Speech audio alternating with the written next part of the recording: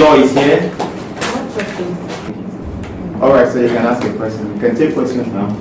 A business that is fully owned with types of systems and governance structures by a Nigerian owner is bottom of my list of credit to give funding for.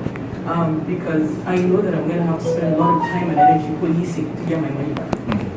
Because people are just so unethical in our environment. So how do you build that ethics in yourself as an entrepreneur, but also in the people who execute and help for your business to get to the world? Okay. Is this for me? The question is for you. Yeah. So ethics, just like every other expectation that you have as far as your human resource or your personnel is concerned, or your staff. So there are times that when recruiting staff, as much as the staff really knows what they really know they have in terms of abilities, as much as they know they actually know how to implement or actually how to perform in that particular role, sometimes the thing that actually cuts me off or makes me really say, no, we're not going to, as much as whether that person is good, excellent, or whatever, for me, is actually when the person really doesn't tie into the big idea of Tongston. So that's when I actually just cut them off, and I don't really tell them there, but in my mind, I'm like, this person is not for us. So as much as possible, it's important that you get your human resource or your people to buy into the big idea of what you are trying to do. That is one. Then number two, on what you said regarding ethics, it's important that you put during you're putting in performance indicators of your staff. This is after you have already assessed them during the interview and you have done your reference check in terms of their behavior, character, and ethics. But even during their performance or their existence within the organization, it's important that your performance indicators also tie into the ethical side of your business. So, because as much as possible, you can't be everywhere. Your employees actually represent you. They represent the brand, the big idea of what you are trying to do.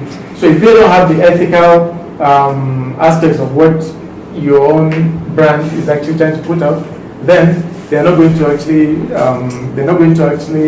should I say, exhibit it, when they're interacting with your customers. So it's important that at the point of recruitment and then also during your during performance or while they are working, those checks are being made regularly. And if they are not meeting those checks or those expectations of yours or in terms of business ethics and representing your big idea, then I don't think they really belong to where you are, to what you really do. So for me, those are the two aspects or components that we actually use as far as Tongston is concerned. Yeah.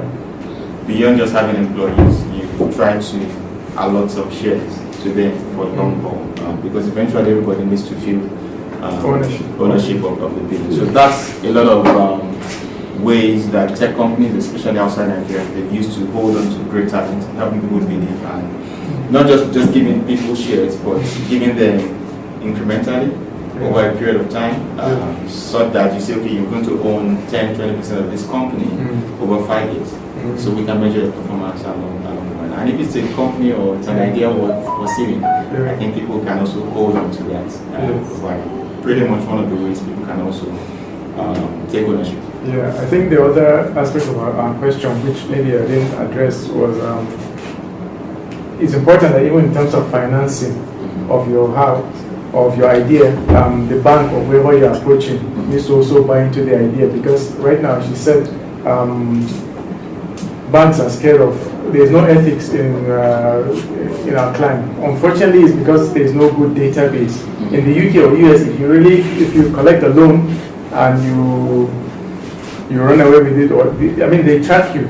There's you can't really escape it. But unfortunately, we don't have it in Nigeria, and that's why what she mentioned, the problem exists, which is that banks are scared of loaning you 10 million naira or whatever, because you can run away with it. And I think in most cases, whether it's through Bank of Industry or CBN or your own normal commercial bank, they have seen such examples. And So I don't know. For now, I think Nigeria hasn't. We're not at the point of actually having those database type of checks. They're actually on their way, I think, because of the BVN and all of that. Yes. And now they're tying the national ID card to your BVN and to your phone number and all that. I think they'll get there eventually, so that they feel more comfortable actually giving you the loan or actually supporting, investing in your business. The other way, like what we have done for Tongston, is we've sold our ideas to angel investors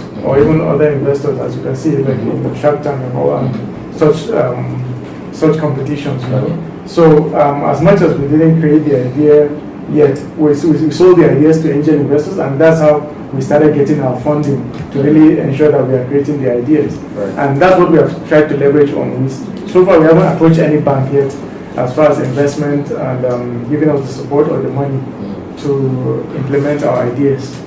So that is another way that has worked for us. But as I said, it must really be an idea that is really well thought out and different, and that can meet the needs of whoever you're speaking to and that you believe in.